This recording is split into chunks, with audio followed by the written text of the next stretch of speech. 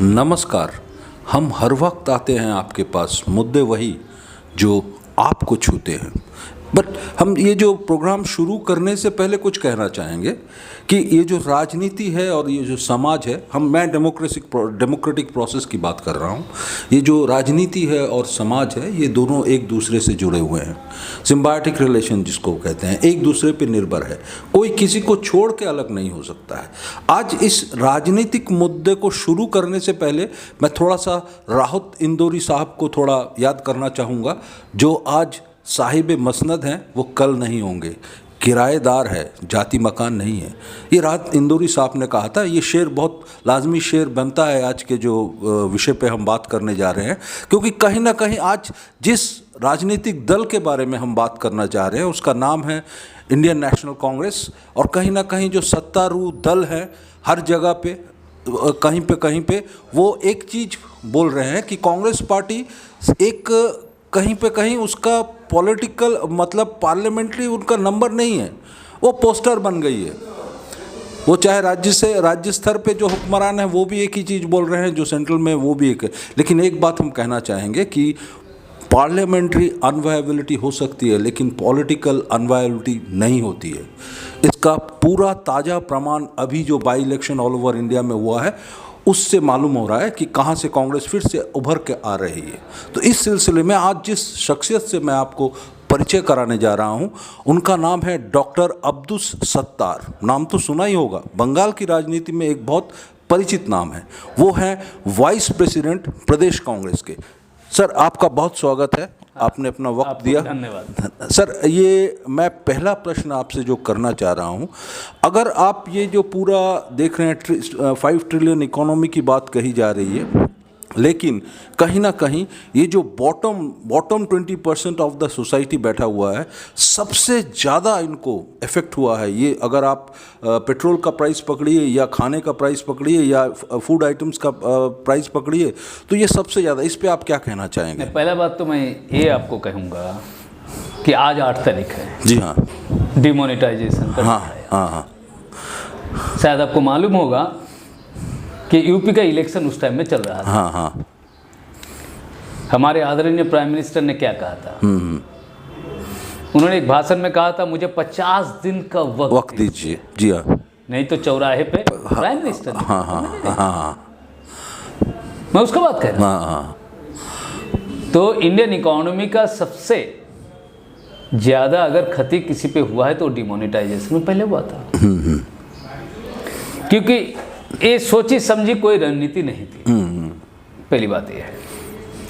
दूसरी बात है कि अब गवर्नमेंट चला, लेकिन सर उनका जो लॉजिक है वो कर रहे थे कि ब्लैक मनी का जो होड्स है वो कहीं ना कहीं हैम्पर हुआ है, इसलिए हमने डिमोनेटाइजेशन किया। इससे जो लोग ऑपोजिशन में जो लोग बात कर रहे हैं उनका कहीं ना कहीं ब्लैक मनी से ताल्लुकात है, इसीलिए वो लोग ज़्यादा चिल्ला रहे हैं। ये उनकी तरफ से स्टेटमेंट आया था। हाँ, आरबीआई ने क्या कहा? हाँ, कि पहले आदमी का हाथ में जो पैसा था वही ज़्यादा आ गया, अभी ज़्यादा है। तो यानी कि 5 साल में भी उसका 7 साल 5 साल के अंदर में कुछ नहीं हुआ। कुछ हुआ जिस मकसद से उन्होंने किया था वो कि फुलफिल हुआ नहीं, ज़्यादा हो गया। दूसरी बात है, एक सरकार चल रही है सेस वैट, इससे चल रही है। क्योंकि आप पेट्रोल डीजल का प्राइस अगर देखेंगे तो बढ़ता जा रहा है। नहीं, अभी हाल ही में जो आपका 5 और 10, मैं बता रहा हूँ आपको ना, अभी भी बांग्लादेश से ज़्यादा है, नेपाल से ज़्यादा है, पाकिस्तान से ज़्यादा है। जी हाँ, वो तो है। तो फिर अभी भी है ना। दूसरी तरफ आप देखिए, 18 लाख करोड़ रुपया, 18 लाख करोड़ एनपीए के जरिए आप खाते से हटा दिया बैंक का। एक गांव का किसान जब लोन लेता है तो उसका कोलेटरल लगता है और उसको एनपीए से आप हटा नहीं सकते। उसका घर जब्त कर लिया जाता। लेकिन जिन्होंने 600 करोड़ देके इंग्लैंड में अपना बंगलो खरीद रहे हैं या दूसरा कुछ खरीद रहे हैं, या 7-8 साल 2014 से लेके 2021 आज तो अब देखिए, अदानी ग्रुप अभी हर दिन उसका नेट प्रॉफिट दिखा रहा है 1000 करोड़ से नवाब 1000 करोड़ से ज़्यादा।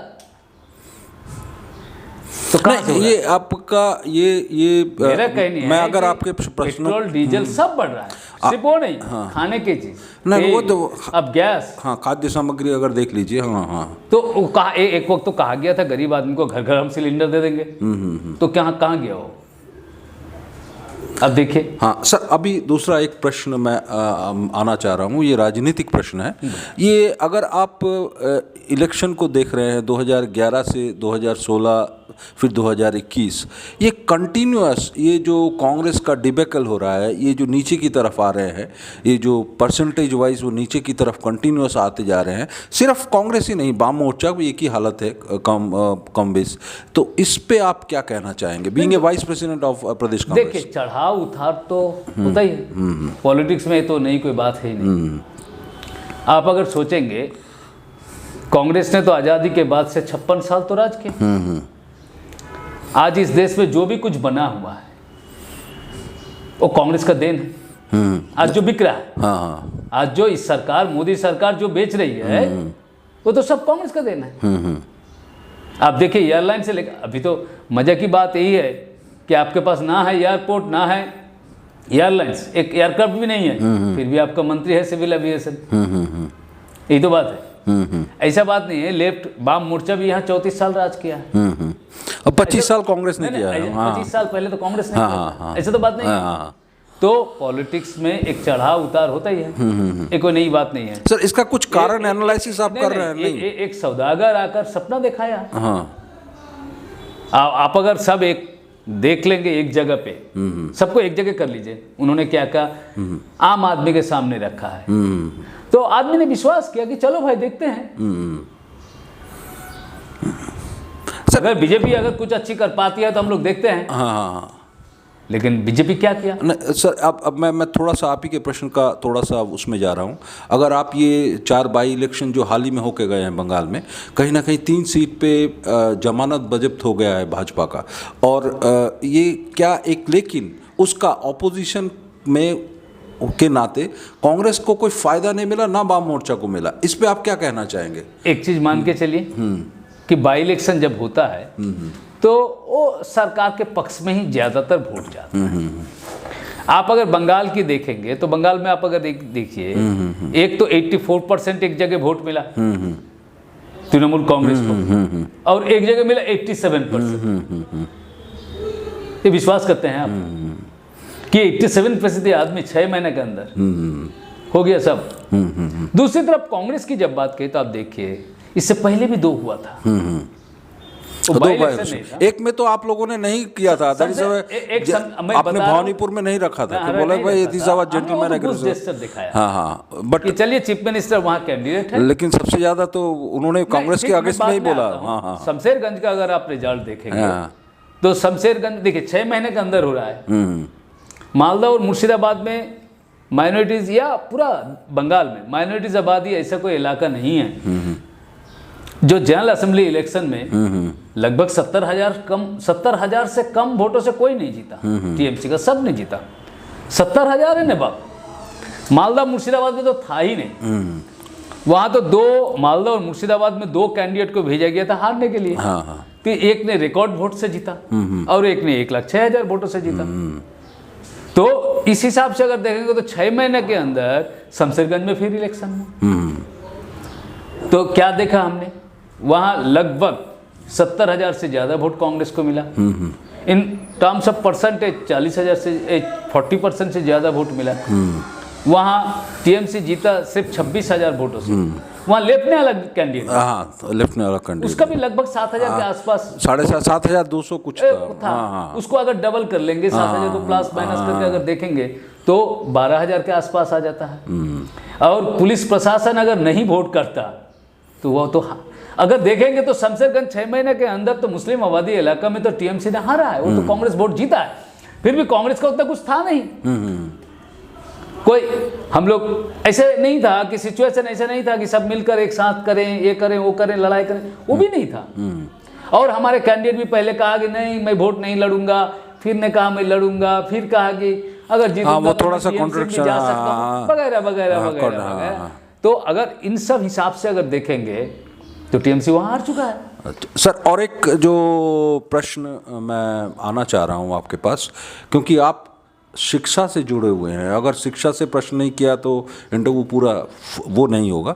तो सर अगर हम ये प्राइमरी एजुकेशन की बात करें, अगर प्राइमरी एजुकेशन बंगाल की छवि को देखें, एक शब्द है जो है कि स्कूल एनरोलमेंट रेशियो, इसमें बंगाल बहुत आगे है, लेकिन स्कूल ड्रॉप आउट रेशियो में एक माइक्रो एनालिसिस में अगर आप जाते हैं तो कहीं ना कहीं स्कूल ड्रॉप आउट रेशियो में अगर आप थोड़ा सा हायर एजुकेशन मतलब क्लास 7 to 11 के पैरामीटर्स में अगर आप चले जाते हैं तो वहाँ पे ड्रॉप आउट रेशियो बहुत ज़्यादा बढ़ जा रहा है। क्या एनालिसिस है आपका? ये दो कारण हैं। एक कारण तो पहली है कि बंगाल में ये जो 10 साल टीएमसी सरकार है, इसमें अगर आप देखेंगे तो टीचर अपॉइंटमेंट बहुत कम हुआ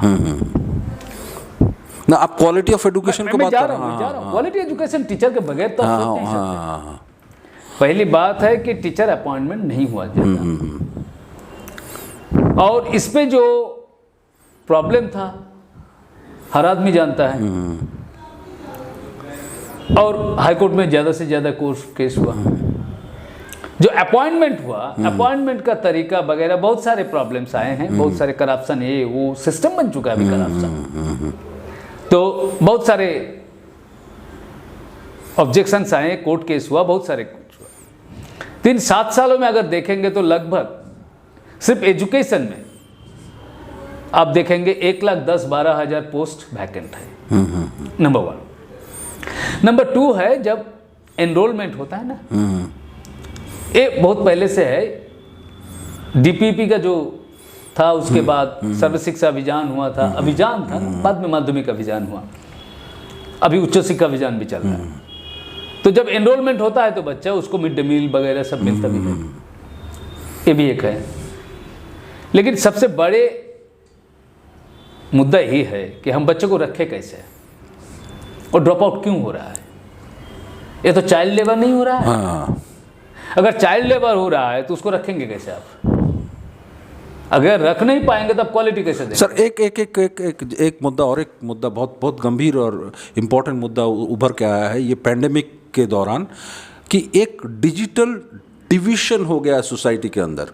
एक समीक्षा उभर के आई है, डॉक्टर अमर्त्य सेन का प्रतीचि फाउंडेशन ने एक समीक्षा किया है, particularly primary education, where mainly अगर आप दो इंडिया है, एक रूरल और अर्बन इंडिया, और रूरल इंडिया में 70% of the guardians they are dependent on government primary schools. यहाँ पे उन लोगों के पास एक्सेस नहीं है, इंटरनेट का एक्सेस नहीं है, और ना ही आपका वो डिजिटली एडवांस्ड है। तो इसमें कहीं ना कहीं बहुत ज़्यादा डिजिटल डिवीजन हो गया है between a society urban and rural, जहाँ पे रूरल बहुत ज़्यादा डिप्राइव्ड हो गए हैं ड्यू टू पैंडेमिक। क्या बोलिएगा आप? नहीं, पैंडेमिक में अगर आप देखेंगे तो हमने तो वो देखा, हाँ, because they cannot afford a smartphone। मौत की लाशें भी हमने देखी। ट्रेन के सामने रेल लाइन के ऊपर भी बहुत सारे डेथ हुए, रास्ते चलते चलते बहुत सारे डेथ हुए। 2 वक्त का रोजी रोटी ही नहीं हो रहा है तो कहाँ उसको इंटरनेट फैसिलिटीज मिलेगा, कहाँ से मोबाइल वो खरीदेंगे? But 70% of the primary education population, तो आपको देखना पड़ेगा ना। हाँ, से 28%। गाँव में कहाँ है, सबको तो हम प्रोवाइड नहीं कर पा रहे, क्योंकि अगर फैमिली के पास इकोनॉमिक कंडीशंस अगर अच्छा नहीं होगा तो वो अपने बच्चे को कैसे मुहैया कराएंगे? लेकिन सर परसेंटेज, मैं बार बार जो हाईलाइट कर रहा हूँ सर, परसेंटेज उसके सामने 70% ऑफ द सामने 2 वक्त का रोजी रोटी तो सबसे बड़ा चीज़ था। तो उसको 2 वक्त की रोजी रोटी ही नहीं जुगाड़ कर पा रहे हैं। आप अगर ख्याल रखिए इस पर, जो एक वक्त पे मिड डे मील होता था, मिड डे मील मिलता था, बच्चों को कम से कम खाना मिलता था, कम से कम एक तो एक मिलता था। अब जब पैंडेमिक सिचुएशन हुआ तो मिड डे मील भी चला गया, तो उसका खाना का जो भोजन पोषण था उसको भी तो फैमिली के ऊपर गया ना, वो भी तो फैमिली के ऊपर गया।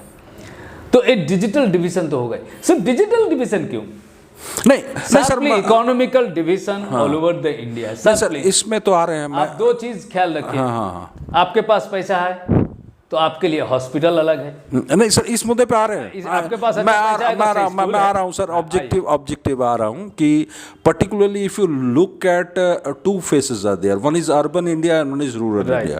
एंड रूरल इंडिया में परसेंटेज ऑफ पीपल्स है, अगर मैं अब थोड़ा सा घूम के आता हूँ एक अंश में, वो है particularly unorganised sector. a total workforce in India, 93% of the workforce in India belongs to unorganized sector, and that 50% of that population is in agriculture laborer or agriculture oriented, and rest out of that second stage, which is construction worker, and they are contributing to the tune of 15 to 16% of the GDP. लेकिन उनके पास कोई social security net नहीं है। इस पे आप क्या कर, ना राज्य सरकार ना केंद्रीय सरकार, किसी के पास कोई वो नहीं था, कोई परिसंख्यान नहीं है भाई कितने अनऑर्गेनाइज सेक्टर्स में काम कर रहे हैं, जिसके लिए आपने देखा था during pandemic the migrant workers were the worst sufferer still now. अगर ये 3 लेबर कोड जो लाए गए हैं, 3 जो अमेंडमेंट कोड लाए गए हैं, इनमें कहा गया है कि उनको सोशल सिक्योरिटी दिया जाएगा, लेकिन कहा गया है, लेकिन हकीकत में नहीं हो रहा। क्या बोलिएगा आप सर? 2-3 चीज। पहले हम कहते हैं कि अगर कोई सरकार का राजनीतिक अगर सदिच्छा हो तो अच्छे काम कर सकती है।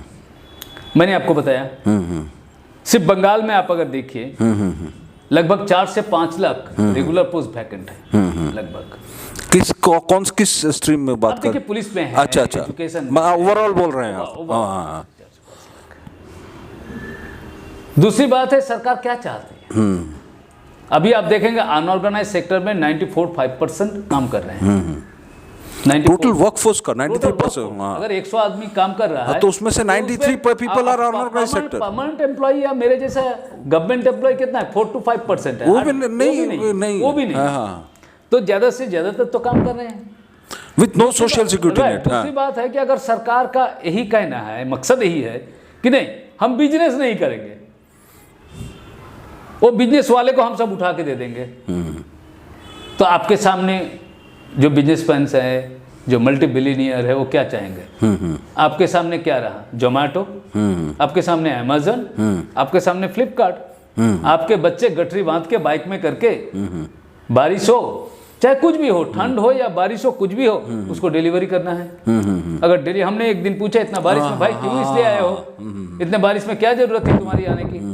तो उन्होंने बोला सर डिलीवरी नहीं करेंगे, जितना डिलीवरी करेंगे उसके हिसाब से मुझे पैसा मिलेगा। ये तो दूसरे एक ईस्ट इंडिया कंपनी आ गया इस देश में। अरे 5 ईयर प्लानिंग जब हुआ था, आप देखिए सब कुछ तो वही बना था ना। सरकार ने, कांग्रेस सरकार का मुद्दा क्या था कि नया भारत, एक भकरा नंगल जब हो रहा था, प्राइम मिनिस्टर के मुंह में हंसी देखा था। लेकिन सर उन्होंने तो कहा था ये तो एक फैमिली ओरिएंटेड ऑर्गेनाइजेशन है, it is not at all किसी फैमिली का क्या है फैमिली में, मैं जो बोल रहे हैं। नहीं आप देखिए अभी जो बॉन्ड लाया गया है, मैं तो बता रहा हूँ ना, 2, 3, 4 क्रॉनिक कैपिटलिस्ट, उनके लिए सरकार काम कर रही है। अगर देखिए मैंने कहा ना कि 18 लाख एनपीए बैंक से लोन लिया, बैंक को चुका नहीं पाए, उसको एनपीए कह के हटा दिया गया। एक गरीब किसान का हटाएंगे इस सरकार? तो लक्ष्य क्या है, मकसद क्या है? क्योंकि आपको याद रखना होगा कि यही क्रॉनिक कैपिटलिस्ट इनको इलेक्शन में चंदा देते हैं, डिस्क्लोज नहीं हो रहा है। आप देखिए जो बॉन्ड आ रहा है उसका 90% किसको मिल रहा है, कौन सा पार्टी को मिल रहा है? अरे कांग्रेस ने तो 56 साल आजादी के बाद सरकार चलाया, एक भी 7 स्टार पार्टी ऑफिस बना पाया कांग्रेस? दिल्ली में बना पाया? लेकिन बीजेपी ने तो 2 साल में बना दिया। सर और एक बंगाल में 25 साल कांग्रेस ने राज किया है। अब दिखाइए तो कहाँ कितना पार्टी है ऑफिस है ही नहीं। लेकिन अभी तो पावर में नहीं आए। बीजेपी ने डिमोनेटाइजेशन के बाद 14 पार्टी ऑफिस बनाया है 14 डिस्ट्रिक्ट में। सर आप और इतना पैसा उनको कहाँ से है? और एक प्रश्न पे आते हैं, इस बार थोड़ा सा राजनीतिक प्रश्न एक रहेगा कि क्या आपको लग रहा है ये जो यहाँ के राज्य सरकार के हुक्मरान, मैं नाम नहीं बोल रहा हूँ, हुक्मरान जो बोल रहे हैं कि आज नेशनली ऑल्टरनेटिव कांग्रेस नहीं है, वो लोग हैं, आप क्या कहना चाहेंगे? नहीं कभी कभी खुद को भी रिवाइटलाइज करना पड़ता है। ये बहुत जरूरी होता है कि नहीं हम रियल में है शायद, लेकिन वो तो है नहीं। लेकिन सर मैं दर्शकों के लिए एक चीज कहना चाह रहा हूं, अगर आप पिछले लोकसभा इलेक्शन को देखते हैं तो कांग्रेस ने 19.35% ऑल इंडिया में वोट मिला था कांग्रेस को, और ऑल ओवर इंडिया में उनका जो इंफ्रास्ट्रक्चर खड़ा है, जो नंबर ऑफ एमपीज, शायद वो अभी भी 5 स्टेट में पावर में है, बहुत जगह पे वो कॉलिशन सरकार में है, बहुत जगह पे वो ऑपोजिशन में बैठे हुए हैं।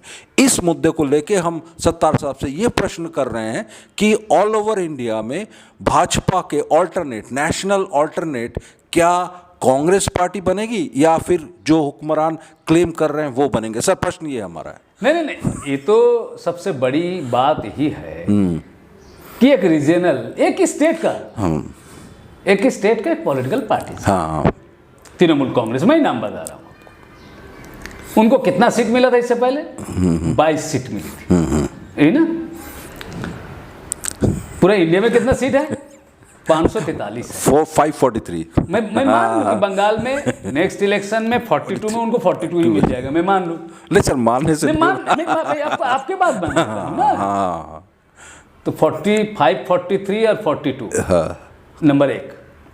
दूसरी बात है कि इस बार जो वोट हुआ था वो तो टीएमसी के परफॉर्मेंस के बेस्ट में वोट नहीं हुआ था, नंबर 1। ये वोट तो हुआ था पोलराइजेशन का वोट, एक तरफ बीजेपी थे, एक तरफ टीएमसी थे, और ये दोनों पार्टी चाहते हैं पोलराइजेशन, कि अगर बंगाल में पोलराइजेशन इस तरीके से हो ताकि दिक्कत ना हो, कांग्रेस या लेफ्ट का कोई जगह नहीं हो। तो मैंने आपको बताया कि 6 महीने पहले जो इलेक्शन हुआ था और 6 महीना बाद जो शमशेरगंज में इलेक्शन हुआ, उसका रेशियो चेंज हो गया, क्योंकि 2024 का नारा है बीजेपी को हटाना है। तो बीजेपी को हटाएगा तो कौन हटाएगा? तो कांग्रेस हटाएगा, कांग्रेस के अलावा तो है नहीं। ये जो बाई इलेक्शन हुआ, आप देखिए, बाई इलेक्शन में लगभग 29 सीट का रिजल्ट आया, उसमें 7 सीट मिला बीजेपी को, असेंबली का कांग्रेस को 8 मिला। मैं इवन लोकसभा बाई इलेक्शन में, हाँ, वहाँ पे बाई इलेक्शन आप अगर देखेंगे तो हिमाचल में तो 7 सीट हो गया, मंडी में आप देखेंगे कितना वोट परसेंटेज है। बिल्कुल बिल्कुल बिल्कुल। तो ये अगर आप मान के चलेंगे तो ऑल इंडिया लेवल में तो डिफाइंड है। अब खुद को, अब कभी कभी हमने कहा ना कि रिवाइटलाइज के लिए भी कहना पड़ता है कि हम तो हैं, हम तो हैं, तो आप हैं। अच्छा। किसी ने मना नहीं किया। आपको गोवा जाना जो है तो आप जाइए, वेलकम करते हैं हम लोग। आपको वहां लड़ना है, अरे फायदा किसको हो रहा है? अब तो फायदा बीजेपी को दे रहे हैं। ये नारा तो ये भी है पूरा देश में। नहीं, उनका ये भी दावा है कि वो कांग्रेस बीजेपी भाजपा को सपोर्ट कर रही है, इसीलिए उनका पोस्टर नहीं फाड़ा जा रहा है। आप लोग उनका पोस्टर फाड़ा जा रहा है, आप लोगों का पोस्टर नहीं फाड़ा जा रहा है। राहुल गांधी जी वहां पे गए, लेकिन इसके बावजूद भी उनका पोस्टर नहीं फाड़ा गया, उन लोगों का पोस्टर फाड़ा गया। कहीं ना कहीं कांग्रेस बीजेपी को समर्थन कर रही है, ये उनका एलिगेशन है। 2-3 चीज आपको याद दिला कि टीएमसी पार्टी का जब जन्म हुआ था, उसके बाद पहला इलेक्शन लड़ा था बीजेपी के साथ, नंबर 1। नंबर 2, इससे पहले जो पांचजन्य है उसका जो एडिटर है तरुण विजय, उनका एक बिग बुक रिलीज का प्रोग्राम था, उस पर क्या कहा था कि आरएसएस देश प्रेमिक है। कुछ दिन पहले भी कहा, कुछ दिन पहले कि नहीं आरएसएस ठीक है, बीजेपी खराब है। बीजेपी खराब का मतलब क्या है? वाजपेयी अच्छे हैं, अडवाणी जी खराब है। कुछ दिन बाद अडवाणी जी अच्छे हैं, मोदी जी खराब हैं। अभी मोदी जी के बारे में कुछ नहीं बोलते, बोले अमित शाह खराब है। सुषमा जी अच्छे थे, जेटली जी अच्छे थे, सिर्फ अभी अमित शाह पे अटका हुआ है। ये अब कितना उतरेगा मुझे मालूम नहीं। दूसरी बात है, एक बार नहीं कई बार उनके साथ सरकार में मंत्री थे। गोधरा इंसिडेंट के बाद भी मंत्री थे, बाबरी मस्जिद तोड़ने के बाद भी मंत्री वो थे। और सबसे बड़ी बात है, बंगाल का जनता को ये सोचना है कि बंगाल में आज़ादी के बाद से इवन जनसंघ के जो प्रतिष्ठाता थे श्याम प्रसाद मुखर्जी जी, वो भी बंगाल से जुड़े हुए हैं। लेकिन कभी तक आरएसएस बीजेपी को इतना स्पेस कभी मिला था? नहीं मिला था। इस 10 साल में 10 साल की भी जरूरत नहीं। 2016 साल में बीजेपी को 3 एमएलए सीट मिला था, ओनली 3। 3 साल के अंदर उनको 18 लोकसभा मिल गया। कैसे मिल गया? आरएसएस का इतना स्कूल कैसे बढ़ गया? आप लेफ्ट हो, कांग्रेस हो, कोई प्रोग्राम कीजिए, आपको जेल में भर दिया जाएगा, आपको परमिशन नहीं मिलेगा। बीजेपी को कोई परमिशन की जरूरत पड़ती है? वो तो घूमते हैं सर। और नहीं बता, इस एडमिनिस्ट्रेशन तो कुछ नहीं कर रहा है। देखा नहीं जा रहा है। तो एक बंगाल में एक नैरेटिव क्रिएट करने की कोशिश हो रही है कि तुम भी रहो, हम भी रहें। सर, और एक प्रश्न मैं आना चाह रहा हूँ, क्योंकि प्रदेश कांग्रेस के वाइस प्रेसिडेंट की हैसियत से और एक प्राउड मंत्री की हैसियत से ये मैं एक बहुत बड़ा एक मुद्दा उठ के आ रहा है। एक कंसल्टेंट है जो वो करते हैं, सपोर्ट करते हैं, मैं नाम नहीं कर रहा हूं उनका, उन्होंने कहा है कि अगले 3 दशक तक भाजपा ही राज करेगी। मैं उनका नाम नहीं बोल रहा हूं, आप समझ गए हैं। वो जो कंसल्टेंट है उन्होंने ये स्टेटमेंट किया है, क्या बोलिएगा आप? नहीं, वो उसका स्टेटमेंट थोड़ा मॉडिफाई मैं आपको कर दूं। हाँ, उनका कहना कि 30% है ना बाप जो वोट मिला है इसके चलते राज नहीं करेंगे, चाहे मोदी सरकार रहे या ना रहे, मोदी साहब रहे या ना रहे, लेकिन भाजपा रहेगी। लेकिन उनको याद रखना चाहिए, मैं 2-3 चीज आपको बता रहा हूँ कि बंगाल में 2006 में लेफ्ट को कितना वोट मिला था, रिकॉर्ड सीट मिला था 235। उसके बाद देखिए अब कितना आ गया, 62 में आ गया, 62 में आ गया थे कि नहीं। दूसरी मैं याद दिलाता हूं सेंट्रल गवर्नमेंट की, यूपीए 2 गवर्नमेंट में कितना सीट मिला था, कितना परसेंटेज ऑफ वोट मिला था, आप मिला लीजिए कितना आ गया उतर के। इनको भी उतर के आना है, ऐसा नहीं है। आप ये मान के चलिए जैसे राजस्थान में एक बार कांग्रेस एक बार बीजेपी की गवर्नमेंट होती है, तो जब बीजेपी जीतता है हाई परसेंटेज ऑफ वोट से जीतता है, कांग्रेस जब जीतते हैं और भी हाई परसेंट, कोई भी ना सर। तो इसका मतलब ये नहीं है। हाँ, एक आप कह सकते हैं कि हाँ 7 साल में एक चीज इस सरकार ने बनाया है जो हिंदुत्व के एजेंडे पे अपना एक वोट बेस या वोट बैंक बनाया है। वो कितना तक है वो मालूम होगा। अगर वही होता तो हिमाचल में तो उनकी सरकार है, 3 असेंबली सेगमेंट हार गया, लोकसभा चुनाव क्यों हार गया, दूसरे की तो सरकार है ही नहीं, है कि नहीं है, तो वहां कैसे हार गए? अगर हिमाचल में हार सकता है, उत्तराखंड में हार सकता है, दूसरे स्टेट में हार सकती है, कारण आप देखें तो मध्य प्रदेश में भी उनका वोट तो वही नहीं रहा, एक सीट गंवाना भी पड़ा। सिर्फ बीजेपी का जो फेसविंग इलेक्शन रिजल्ट हुआ है वो आसाम और नॉर्थ ईस्ट, आसाम है नॉर्थ ईस्ट, और तो कुछ है नहीं। नहीं आप अगर देखें तो कैसे होगी? हाँ, तो वो बात नहीं ठीक है। और बंगाल के पर्सपेक्टिव में अगर देखेंगे तो बंगाल में इस तरह का कभी भी हुआ नहीं आजादी के बाद से कि एक पॉलिटिकल पार्टी एक मैनेजमेंट गुरु को रखता है और उसका सेटअप रखता है जो पूरा देश में माने पूरा राज्य में पार्टी चलाने का। और वो जो सुनने में आ रहा है वो जो मशवरा देते हैं वही इम्प्लीमेंट हो रहा है। पता नहीं, वो तो बोल रहे हैं सब, सुनने में आ रहा है, मुझे तो नहीं, वो लोग कह भी रहे हैं। सर और एक जगह पे आना चाहेंगे, क्योंकि आप मदरसा से बहुत दिनों से जुड़े हुए थे, तो ये प्रश्न मैं रखना चाह रहा हूँ, क्योंकि अगर आप मदरसा एडुकेशन की तरफ देखते हैं तो ये वारेन हेस्टिंग्स ने 1780 में शुरू किया था बंगाल में, and it is a form of education. कहीं ना कहीं एक जो परसेप्शन आ रहा है, मैं आपका 9/11 के बाद एक परसेप्शन आया था कि मदरसास आर ओनली फॉर मुस्लिम, और वहाँ पे कहीं ना कहीं बहुत सारे काम होते हैं जो सही नहीं है। तो इस दिशा में मैं 2-1 बात कहना चाहता हूँ। एक है particularly Madrasa is form of education, जहाँ पे अगर आप बंगाल को ही पकड़ ले तो 70% of the rural Muslims, not only Muslims, even Hindu, मैं आपको 2-3 नाम भी बता देता हूँ। कस्बा MM हाई मदरसा, जहाँ पे 1077 स्टूडेंट्स में 6018 हिंदू स्टूडेंट्स हैं। It is not only for a particular community, it is a form of education. अगर 10,000 अभी जो बंगाल में मदरसास हैं उसमें अभी 614 रिकॉग्नाइज किए गए हैं अभी तक। मैं बता देता सर, इस पे आप हम मदरसा पे काम कर चुके हैं, मतलब कलकत्ता शहर में बहुत सारे मदरसों पे हमने काम किया है, लेकिन कहीं ना कहीं क्या आपको लग रहा है कि इस पे थोड़ा इम्प्रोवाइजेशन की ज़रूरत है? Quality of education in madrasa need to be improved on, क्या बोलिएगा आप मदरसा से बहुत बंगाल मदरसा एजुकेशन का एक यूनिक फीचर है जो पूरा देश में आपको नहीं मिलेगा, कहीं अब्रॉड में भी नहीं मिलेगा। ये यूनिक फीचर मैं अगर 4 पहिया मान लूँ तो पहली बात है कि बंगाल में जितने बच्चे पढ़ते हैं उस पर हिंदू मुस्लिम किया नहीं जाता है।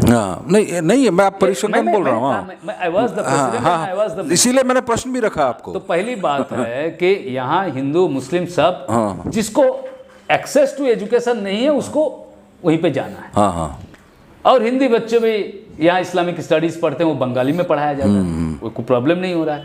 और बहुत टाइम में तो अच्छे रिजल्ट भी उन्होंने किए और बेटर अंडरस्टैंडिंग बता, यानी कि टीचर, क्वालिटी टीचर प्रोवाइड किया जाता है थ्रू द सर्विस कमीशन। ऐसा नहीं है, यहाँ हिंदू मुस्लिम बोथ पढ़ाते हैं।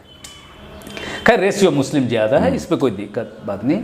आप अगर देखेंगे तो 12 to 13%, वो वेरी करता है, कभी 15% भी हो जाता है, नॉन मुस्लिम बच्चे हमारे मदरसे में पढ़ते हैं। हाँ पढ़ते हैं, 16% के ऊपर भी लाया। ऑलमोस्ट, मैं आपको वेरी करता है, 1-2% वेरी करता है। दूसरी बात है, यहाँ जो मैनेजमेंट है और मॉडर्न मैनेजमेंट, इलेक्टेड मैनेजमेंट होता है मदरसा में, रूल्स होता है, तो उसमें कोई भी हो सकता है, महिलाएं भी हो सकती हैं। ऐसा नहीं है कि अगर कोई महिलाएं प्रेसिडेंट बनना चाहती है मदरसा मैनेजमेंट के, वो प्रेसिडेंट बन सकती हैं 3 सालों के लिए। वो होता है 3 साल 4 साल के लिए, एक मैनेजमेंट रूल्स के अंदर में होता है कि उसमें गार्जियन रिप्रेजेंटेटिव होता है, लोकल रिप्रेजेंटेटिव होता है, इलेक्टेड रिप्रेजेंटेटिव होता है, सब मिला के जानते हैं प्रोसेस। हाँ। थर्ड थिंग्स है कि इसका modern course and curriculum equivalent to school level, पूरा मॉडर्न कोर्स एंड करिकुलम है। ऐसा नहीं कि modern, equivalent to modern education, या equivalent to modern education. In addition to that हमारे बच्चे पढ़ते हैं, 2 टाइप के सिस्टम है। हमारे बच्चे पढ़ते हैं अरबिक लैंग्वेज पढ़ते हैं, उर्दू लैंग्वेज पढ़ते हैं, और ऑब्वियसली इस्लामिक स्टडीज तो पढ़ते ही हैं। और जो सीनियर मदरसा एजुकेशन सिस्टम में, वहाँ थियोलॉजी का रेशियो ऑलमोस्ट 50% के आसपास है। वो 102 मदरसे हैं, वो उसको कहा जाता है सीनियर मदरसे। तो बंगाल में अगर देखेंगे तो सब मिलाकर कोई एजुकेशन भी है यहाँ जो पूरा देश में नहीं होगा। हम एक मीटिंग में थे, तो उस टाइम में मुझे एक मध्य प्रदेश के एक मंत्री ने कहा कि अरे लड़का लड़की एक साथ पढ़ रही है। मतलब बंगाल में तो ही पढ़ रही है भाई, आज से नहीं है। तो उन्होंने कहा तो कयामत आ जाएगा। मतलब वहां तो आया नहीं भाई अभी, ये तो हम बना रहे हैं, ऐसा नहीं है। बहुत दिनों से चल रहा है। मैंने बोला ना 1780 से शुरू हुआ, नहीं कोई बात नहीं, 1780 बाय वारेंगस। तो आप अगर देखेंगे तो इस तरह का जब माहौल है, और हमने तो इंग्लिश मीडियम मदरसा भी बनाया जो पूरा भारत में कहीं नहीं है। छत्तीसगढ़ से उस वक्त माइनॉरिटी कमीशन के चेयरपर्सन आए। इवन पाकिस्तान ने मुझे खत लिखा कि वहाँ सुनने में आया कि मदरसा में नॉन मुस्लिम भी पढ़ते हैं, तो आप डिटेल मुझे दीजिए। वो खत भी मेरा एक इंटरव्यू में छपा हुआ था, उसमें न्यूज़ हुआ था, बहुत बड़ा न्यूज़ हुआ था। तो पाकिस्तान गवर्नमेंट भी जानना चाहता है, बांग्लादेश गवर्नमेंट भी जानना चाहता है। और आप अगर देखेंगे जादवपुर यूनिवर्सिटी भी इसके ऊपर रिसर्च किया है, ऑक्सफोर्ड यूनिवर्सिटी भी, दूसरे जगह भी, यूएसएम भी बहुत टाइम में, तो पोस्ट अब जो कह रहे हैं पोस्ट 9/11 के बाद बहुत रिसर्च हुआ था बंगाल। दूसरी बात है कि मैं उस टाइम में बोर्ड का प्रेसिडेंट था, मैं दिल्ली में एक मीटिंग में थे। सिर्फ बंगाल का ही मदरसा बोर्ड सब स्कूल बोर्ड के साथ एक संगठन में, that is called COBSE, council of boards of school education in India, मेरे अमल में हुआ था, हमने ही करवाया था। तो हम एक मीटिंग में हैं एनसीईआरटी के, उस वक्त मुझे क्वाफ्से के जनरल सेक्रेटरी मुझे आकर कहा कि पंत जी आपसे मिलना चाहता है। पंत जी यानी कि former chief minister, now deputy chairperson planning commission. बोले या सर। मतलब किस बारे में बात करना चाहते? बोले मुझे मालूम नहीं, तब लगता है कि मदरसे के बारे में ही बात करेंगे वो। तो पंत जी 1-1.5 घंटा योजना भवन में बात की मेरे साथ। उस वक्त वाजपेयी गवर्नमेंट थे। उससे पहले आरएसएस के चीफ हुआ करते थे के सुदर्शन जी। के सुदर्शन जी वो श्याम बाजार में एक प्रोग्राम में आए थे। उस टाइम में उन्होंने कहा था कि अगर हम चाहेंगे कि गवर्नमेंट बंगाल मदरसा एजुकेशन सिस्टम को ऑल इंडिया लेवल में प्रमोट करे। तो लास्ट में साथ जो बात हुई, उन्होंने कहा कि अगर हम लोग पावर में आते हैं तो फिर आपको कष्ट दूंगा, आपको बुलाऊंगा, क्योंकि इस सिस्टम को हम लोग पूरा देश में लेके जाना चाहते हैं, इम्प्लीमेंट करना चाहते हैं। और आप जिसके जिक्र कर रहे हैं 1780 की जिक्र, उस टाइम में इसको कहा गया था गवर्नमेंट मोहम्मदन कॉलेज, नॉट मदरसा। बाद में वो मदरसा इजलिस नाम से इससे एजुकेशन सिस्टम। अगर देखिए आप स्कूल कहते हैं ना, बांग्ला में हम विद्यालय कहते हैं, अरबी में मदारिस कहा जाता है। बिल्कुल। तो form of it is nothing education, form of education. नहीं, मैं एक्चुअली साधारण संस्कृत में क्या कहा जाता है? पाठशाला कहा जाता है। तो ये नहीं, मैं ये परसेप्शन, कॉमन परसेप्शन की बात तो मैं आपको बता दिया ना। तो दूसरे अब रहा सवाल कि उस टाइम में था, तो उस इंस्टीट्यूशन को हमने अपग्रेड करके आलिया यूनिवर्सिटी बनाया। यहाँ भी कैंपस हमने बनाया। तो आलिया यूनिवर्सिटी आप अगर देखेंगे तो हमने बनाया 2007 में। आलिया यूनिवर्सिटी इसलिए हमने बनाया था कि देखिए नॉर्दर्न पार्ट में आप अगर देखेंगे तो अलीगढ़ है, जामिया मिलिया इस्लामिया है, जामिया हमदर्द है, इधर कुछ नहीं है। अगर इन बच्चों को अगर आगे बढ़ाना है, इनको अगर प्रमोट करना है, इसको बेहतर फैसिलिटीज देना है, क्योंकि कंपटीशन में अगर लाना है तो ये कंपटीशन में आ सकता है, लेकिन इसको फैसिलिटीज प्रोवाइड करना पड़ेगा, फाइनेंशियल सपोर्ट देना पड़ेगा, तो ये बच्चे आगे बढ़ पाएंगे। सर और एक प्रश्न तो बहुत सारे थे, एक दिन में करना मुश्किल है और हम आएंगे आपके पास। सर एक प्रश्न खड़ा हो रहा है due to this pandemic which has come down very much heavily, वो है हेल्थ केयर सिस्टम को लेके।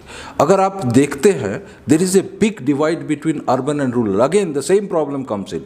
लेकिन सबसे जो फैलेसी है, the total GDP is only 1.3% is spend in health care, and in this corona endemic ये बहुत उभर के आया है कि हमारा जो हेल्थ केयर सिस्टम है, मैं गवर्नमेंट हेल्थ केयर सिस्टम की बात कर रहा हूँ, मैं प्राइवेट हेल्थ केयर सिस्टम की बात नहीं कर रहा हूँ जहाँ पे 20 लाख पे जो जा रहा है rich person, I am not interested for that. मैं कॉमन पीपल की बात कर रहा हूँ, those who can not afford that. But government sectors में ये जो रूरल एंड अर्बन जो डिवीजन है, और अर्बन में जो भी है, रूरल में और भी खराब है, इसके बारे में आपका क्या ओपिनियन है? देखिए, ये आज तक इम्प्रूव नहीं हुआ है, वही जगह पे खड़ा है, कुछ इम्प्रूवमेंट नहीं हो रहा है, क्या बोलिएगा आप? नहीं, बेसिक जो चीजें हैं जिसको हम लोग कहते हैं बेसिक एम्यूनिटीज, हाँ, जरूरी चीजें हैं, बुनियादी बोलते हैं जिसको, बुनियादी चीजें जिसको, हाँ, उसमें पहले ही दो चीज आता है, शिक्षा एवं स्वास्थ्य।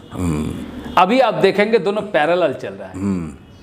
मैंने एक लेख लिखा था बहुत पहले कि अगर आप क्या करते हैं नहीं करते हैं आपको पूछने की जरूरत नहीं है, सिर्फ आपको हम पूछ रहे हैं कि आपके बच्चे कहाँ पढ़ते हैं। एग्जैक्टली। आपके बच्चे अगर कोई अच्छा स्कूल में पढ़ते हैं तो मुझे मालूम हो जाएगा कि वहाँ इतना फीस देना पड़ता है। हाँ। तो इतना फीस आप भर पाते हैं तो इतना कमाई आप जरूर कर पाते हैं। हाँ। ये बहुत जरूरी हो जाता है। तो पूरा भारत में जिसका जैसा कमाई है उसका उस तरह का स्कूल है, जिसका जिस तरह का कमाई है उसका उस तरह का हॉस्पिटल है। सबके लिए तो है नहीं। आप किसी के पास कुछ नहीं है तो चले जाओ भाई। तो सर ये right to education and right to health care, तो ये क्या नहीं, वो भी नहीं होता। अगर यूपीए सरकार नहीं होता तो वो भी नहीं होता। राइट टू एजुकेशन, फिर तो वो तो सिर्फ देखिए ऑन पेपर्स में रह जा रहा है। दो सरकार का फर्क यही है कि यूपीए सरकार ने क्या किया था। आप अगर देखेंगे तो आपने दो नाम कहा, शिक्षा का अधिकार, स्वास्थ्य का अधिकार, खाने का अधिकार, काम करने का अधिकार, इंफॉर्मेशन का अधिकार, यानी कि राष्ट्र के साथ आपका रिलेशन है अधिकार का रिलेशन, राइट का रिलेशन। बिल्कुल। ये आपको सिखाया था किसने? यूपीए सरकार ने सिखाया था, डॉक्टर मनमोहन सिंह जी की सरकार ने सिखाया था, सोनिया गांधी की नेतृत्व वाली कमेटी ने सिखाया था। लेकिन आप अगर नाम देखेंगे, बंगाल में जैसा हो रहा है नेशनल लेवल पे भी हो रहा है, सब स्कीम का नाम अलग अलग नाम है, और वो नाम क्या हो, एक रिलीजियस सेंटिमेंट से जुड़ा हुआ नाम होता है। इस पर अगर देखेंगे सेकुलरिज्म का कोई बात नहीं है। इस सरकार ने बंगाल में एक स्कीम चालू किया है, लक्ष्मी का भंडार, ये भी देखिए। तो हमने कहा देखो भैया, आज़ादी के बाद से बंगाल में इस तरह का तो कोई स्कीम नहीं है, इस तरह का नाम वाली स्कीम तो कोई नहीं है। क्या जरूरत है? किसको प्रमोट कर रहे हैं आप? हमारा तो चाहिए रिलीजियस हार्मनी, अपना अपना धर्म सब अपना पालन करेंगे, यही तो बंगाल है। लेकिन जब रोजी रोटी का मुद्दा आएगा, जो शिक्षा का मुद्दा आएगा, स्वास्थ्य का मुद्दा आएगा, सब हम एक साथ लड़ेंगे। सर ये बुनियादी मुद्दे पे एक प्रश्न और खड़ा हो रहा है कि when we are talking of 6 trillion economy and secondly, लेकिन अगर आप ग्लोबल हंगर इंडेक्स को देखें तो 2020 से 2019 से फिर 2020-21 में वो 101 में आ गया 116 कंट्रीज़ में, and we are in a very serious hunger state, serious state 27.5% is a very serious state. क्या कहिएगा आप? नहीं, हंगर इंडेक्स आपको मैं दो पिक्चर को याद दिलाऊं। तो हमारे यहाँ मैं सर एक प्रश्न, तो हमारे यहाँ पे क्या हम मान के चले एक भारत है और एक इंडिया है? एक इंडिया है। हाँ। अब दो पिक्चर देखें। हाँ, कि न्यूयॉर्क टाइम्स में छपा हुआ था, ये मेरी बात नहीं है, और दैनिक जागरण के शायद एडिटर ने वो लेख लिखा था, लीड न्यूज था, कि गंगा के पास लाशों का ढेरी है। हाँ। प्लास्टिक पे मोड़ा हुआ है, प्लास्टिक उड़ रहा है, बाली सब उड़ रहा है। दूसरी बात है 30 नवंबर को इस गवर्नमेंट ने कहा है कि यार 5 की जो चावल और जो कुछ दे रहे हैं वो मुहैया नहीं कराएंगे। यानी कि कितना आदमी को आप खिला रहे थे? सरकारी हिसाब का आंकड़े जो आ रहा है वो 90 करोड़ से आसपास है या ज़्यादा है, रफली सर जो दिया है उन्होंने 90 करोड़ प्लस। तो आपका अगर 90 करोड़ को अगर 5 किलो चावल और दाल दे रहे हैं, तो कल अगर 30th के बाद नहीं देंगे तो क्या होगा? कहाँ से आप 5 ट्रिलियन का इकोनॉमी बनाएंगे? आपका जीडीपी कहाँ है? आप सिर्फ सेंसेक्स पे मत मातिए, नहीं, सेंसेक्स से आप ग्लोबल इंडेक्स को देखिए, हंगर इंडेक्स को देखिए। और सर, और एक आपके साथ वर्ड मैं पर्टिकुलरली ऐड करना चाह रहा हूँ sir, there is a jobless growth of economy. क्या बोलिएगा? जीडीपी ग्रो कर रहा है लेकिन जॉब ग्रो नहीं कर रहा है, that is jobless growth of economy. क्या बोलिएगा? बहुत दिनों से हम लोग कह रहे हैं। हाँ, ये तो हम लोग बहुत दिनों से कर रहे हैं। जो क्या अब क्या कर रहे हैं? आपने तो वादा किया था कि हर साल 2 करोड़ नौकरी होगी। तो कहां गया इंडस्ट्री, कहां गया नौकरी? अब तो पहले बताइए। आप तो इकोनॉमी को ध्वस्त कर दिया। पहले डिमोनेटाइजेशन किया, उसके बाद आपने जो गब्बर सिंह टैक्स जो कहते हैं राहुल जी, जीएसटी लाए 18 तरह 20 तरह का जीएसटी।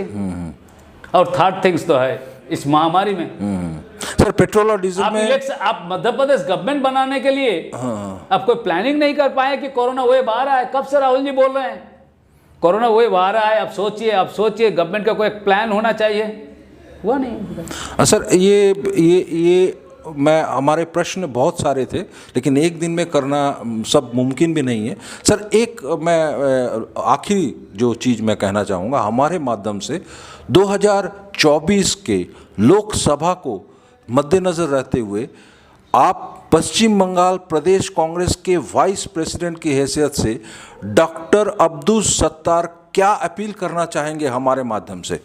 सर, आप थोड़ा मेरी अपील यही है कि आप ये जो एक नैरेटिव बन चुका है हिंदू मुसलमान का, उससे आगे बढ़िए। आज़ादी के बाद भी ये नहीं था। हम लोग एक साथ थे, एक साथ हमने लड़ाई किया था। जब ईस्ट बंगाल से 80 लाख फेज वाइज रिफ्यूजी आए, उनके लिए सब कुछ करने की कोशिश हुई, लड़ाई हुई, सब हुई, किसी ने अपोज नहीं किया, क्योंकि हर आदमी को जीने का एक अधिकार है। उसको बेसिक एम्यूनिटीज, उसको खाने का, उसको पहनने का, उसका स्वास्थ्य का, उसका शिक्षा का, उसको रहने का, ये बेसिक है सर। उसमें एक जरूरी चीज है। हाँ, एक पॉइंट मैं ऐड करना चाहता हूँ। माइग्रेंट्स जो एक्ट इंदिरा गांधी जी ने लागू किया था, when the people came out she used to call them migrants, not as refugee, and उन्होंने बहुत उनका वो था। हाँ। तो इसलिए आपको इससे ऊपर उठना है। इससे ऊपर आप अगर उठेंगे तो सरकार का कामकाज का अरे सरकार तो इसलिए होते हैं कि कौन बेहतर काम करेगा, किस लिए काम करेगा। हमने देखा क्या 2021 का जनरल असेंबली इलेक्शन में क्या देखा कि सरकार का कामकाज के ऊपर कुछ नहीं हुआ। जोगी जी आए, उन्होंने भाषण दिया, इधर से भाषण हुआ, मोदी जी आए, अमित शाह जी आए, भाषण हुआ, वो नैरेटिव एक बन चुका और उस नैरेटिव के ऊपर इलेक्शन हो गया। मतलब सर, अगर आप देखेंगे अब तो बीजेपी को जो 38% वोट मिला था 6 महीना बाद में, आप अगर अभी देखेंगे, सर्वे करेंगे तो वोट क्या कम रहा है। मुझे लग रहा है अभी 25-26 के आसपास आ गया, कम हो गया, उससे भी कम हो गया, 15% वोट लेट हो गया। टीएमसी ने इतने के उनको सीट मिला 213, लेकिन उसको परसेंटेज ऑफ वोट मिला 47.93। सबसे बड़ी मुद्दा है कि ऑल इंडिया मुद्दा है, ऑल इंडिया इलेक्शन है, स्टेट इलेक्शन है नहीं, मुद्दा भी आएगा वही। और यहाँ का आदमी उस तरह से ही विचार करते हैं। अगर आप देखेंगे, जी हाँ, बंगाल में लोकसभा अभी एक बंगाल में एक यूनिक आप अगर देखेंगे तो सिचुएशन अभी प्रिवेल कर रहा है, एक यूनिक सिचुएशन है। सर नहीं, मैं जो कहना चाह रहा था सर हमारे दर्शकों के लिए, अब्दुल सत्तार साहब एक नैरेटिव क्या देना चाहेंगे कि कांग्रेस पूरे भारतवर्ष में अगर आती है तो क्या क्या बेनिफिट होगा? मैं वो नैरेटिव मांग रहा हूँ आपको, दर्शकों। आप अगर देखेंगे 56 साल में भारत का जो नया भारत है, न्यू इंडिया अगर देखेंगे आजादी के बाद से, उसमें मुद्दा क्या था? उसमें कल्चरल हार्मनी, रिलीजियस हार्मनी, आप अगर देखें रीजनल हार्मनी, कहीं कोई दिक्कत परेशानी नहीं था। ऐसा नहीं था कि असम और नागालैंड मिलकर लड़ जाए, ऐसा नहीं था। रिलीजियस हार्मनी भी था, कल्चरल हार्मनी भी था। और आगे बढ़ो, आगे बढ़ना है। ये जो आगे बढ़ने का नारा था, इंडस्ट्री लगाओ, कामकाज दो, महिला का एम्पावरमेंट बनो। तो हमने कहा कि यूपीए 2 के गवर्नमेंट में हमने कहा ना कि आम आदमी को जोड़ा था एक सरकार ने अधिकार के साथ। हाँ, रिसेंटली राहुल जी को एक प्रश्न किया गया था कि अगर आप प्राइम मिनिस्टर बन के आते हैं तो पहला डिसीजन आप क्या लेंगे? तो उन्होंने उत्तर दिया कि women empowerment will be my first decision as a prime आप अगर मिनिस्टर। देखेंगे तो जो अनइक्वल सिटीजन है, ऑलमोस्ट अनइक्वल सिटीजन हम लोग कहते हैं, कांग्रेस ने देखा 40% तो कैंडिडेट तो फिलअप कर रहे हैं यूपी में। और यूपी तो आप अगर देखेंगे जो जिस तरह से हो रहा है, कोशिश हो रहा है, तो यूपी में जो जोगी जी का सरकार है, अपनी जिंदगी में शायद आजादी के बाद हम लोग पहला देखा कि कोई मठ का जोगी भी चीफ मिनिस्टर भी बन गया। ये भी तो पहला देखा ना हम लोग ने। इससे पहले कहीं भी किसी मठ के जोगी तो चीफ मिनिस्टर नहीं बने थे, ये भी हमने पहले देखा, ये भी बनते हुआ देखा ना। तो चलिए अच्छा हुआ देखा तो कम से कम ना हमने, जो कैसे एडमिनिस्ट्रेशन चलाते हैं, किस तरह से चलाते हैं। उन्होंने तो एक ही बात सीखा है, ठोक दो। आपने तो देखा इतना बड़ा स्टेट में पूरा माहौल बन चुका है, लड़ाई कांग्रेस के साथ बीजेपी का ही हो, और आप मान के चलिए जिसपे कांग्रेस की जीत होगी, क्योंकि दोनों को देख लिया ना। जो कांग्रेस क्या किया था 55 साल में, कांग्रेस ने जो बनाया उसको आप बेच के सरकार चला रहे हैं, सब तो दे दिया ना। अभी तो आपके पास कुछ नहीं है, आपका खून पसीना कमाई से हुआ पैसा से आपने रेल स्टेशन बनाया, रेल लाइन बनाया, एयरपोर्ट बनाया, आपने खरीदा सब कुछ। आज तेल कंपनी से लेके सब कुछ, गैस कंपनी, अब सबको तो नीलाम में उठा दिया ना। कौन लेना चाहते हो भाई ले लो।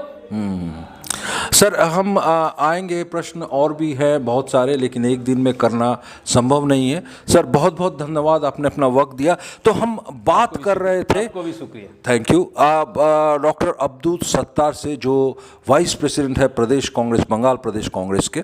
तो उन्होंने क्या कहा आपने सुना, हमने प्रश्न रखे, सवाल उसमें से बहुत सारे आपके भी थे, वो सवाल हमने रखे, उन्होंने प्रश्न दिए, उत्तर भी दिए, लेकिन हम आपके कमेंट्स का बड़ी बेसब्री से इंतज़ार करेंगे। ज़रूर दीजिएगा, हम आते रहेंगे आपके पास। मैं नंददुलाल भट्टाचार्य, मेरे साथ मेरे सहकर्मी जावेद हुसैन, विधान भवन, कलकत्ता।